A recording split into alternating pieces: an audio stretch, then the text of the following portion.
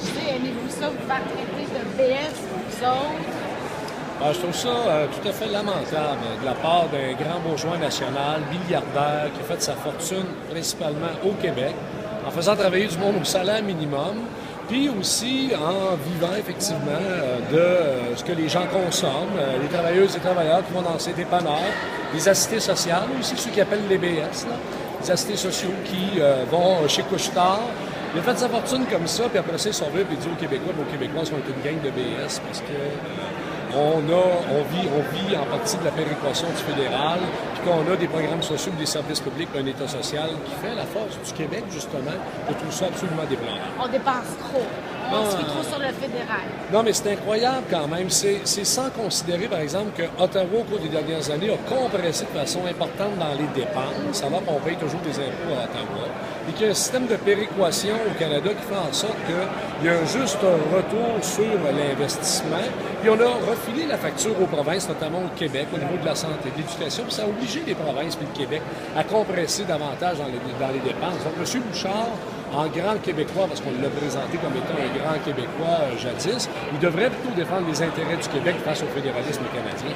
Ça vous rappelle pas un peu les propos de Maxime Bernier dernièrement et avant ça les propos de Lucien Bouchard? Oui, c'est ça. Il y a quelque chose chez les Bouchards de malheureux. Là, disons que Lucien Bouchard, à l'époque, disait qu'on ne travaillait pas assez, alors que ça a été démontré que les travailleurs et les travailleuses au Québec sont aussi productifs que partout ailleurs dans le monde, que c'est les entreprises qui investissent pas assez dans les milieux de travail pour augmenter la productivité, dans la formation professionnelle, les changements technologiques. Bon.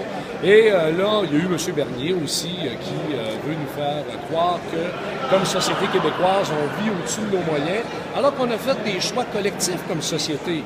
Puis on s'est donné des CPE à 7 $ pour permettre aux femmes, justement, d'intégrer davantage le marché du travail. On a les frais de scolarité les moins élevés au Québec. Il faut encore le rappeler parce qu'on avait tout un rattrapage à effectuer au Québec par rapport au Canada anglais en matière d'éducation. Il n'est pas complètement fait ce rattrapage-là. Et là, on vient nous dire non, ça n'a pas de sens. On devrait compresser, couper, sabrer les programmes sociaux et les services publics. C'est pas la première fois que M. Bouchard fait des sorties en règle contre des sièges sociaux ou des. En fait, il a déjà sorti contre le syndicalisme aussi. Avez-vous l'impression que les mots sont crus? Est-ce qu'il y a une partie de vérité quand même là-dedans? Qu'il y a un redressement à faire au Québec, qu'il y a un nombre de chocs à faire pour que l'économie et les finances québécoises aillent mieux? Tout le monde occidental est en crise depuis 2008. C'est pas le Québec qui est l'exception. Même qu'au contraire, on a démontré, on en parlait cette semaine à notre congrès, chiffre à l'appui, qu'au Québec, on s'en est mieux tiré de la crise économique, puis au Canada aussi, justement parce qu'on a un filet de sécurité sociale qui fait en sorte que quand on est en crise économique, bien, les plus démunis sont protégés. Alors, donc, la situation du Québec, c'est aussi la situation de la France, de l'Allemagne, de tous les pays occidentaux qui sont en crise. Donc, il ne faut pas mélanger les affaires et arrêter de faire porter à la classe moyenne, aux travailleuses et aux travailleurs au Québec, la responsabilité d'une crise avec laquelle ils n'ont absolument rien à voir. Donc, je trouve ça assez odieux de la part de M. Bouchard qui a annoncé qu'il prenait sa retraite. Et honnêtement, je pense que c'est une très bonne idée que M. Bouchard se retire et qu'il laisse les affaires à des gens qui sont un petit peu plus respectueux des travailleuses et des travailleurs au Québec.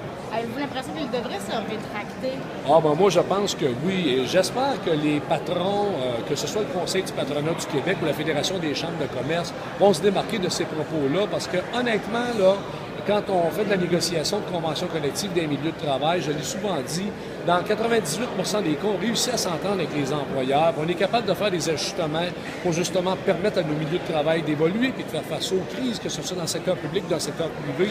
Donc, ce que M. Bouchard dit là, ça ne reflète absolument pas même la dynamique des relations de travail au Québec. Donc, j'espère que le patronat au Québec va se démarquer de tels propos. C'est bon.